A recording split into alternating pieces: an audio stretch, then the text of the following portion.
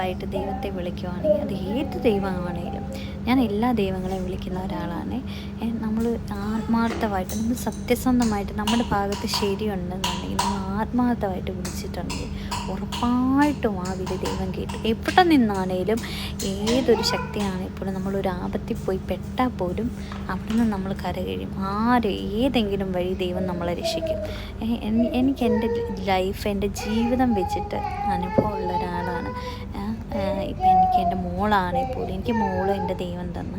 അതുപോലെ എൻ്റെ ജോലിയാണെങ്കിലും എല്ലാം, എൻ്റെ ജീവിതമാണെങ്കിൽ പോലും എല്ലാം എൻ്റെ ദൈവം തന്നതാണ്.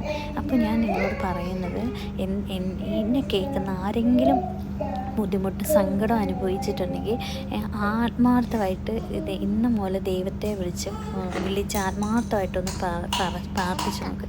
ഉറപ്പായിട്ടും അതിനൊരു മറുപടി ഉണ്ട്.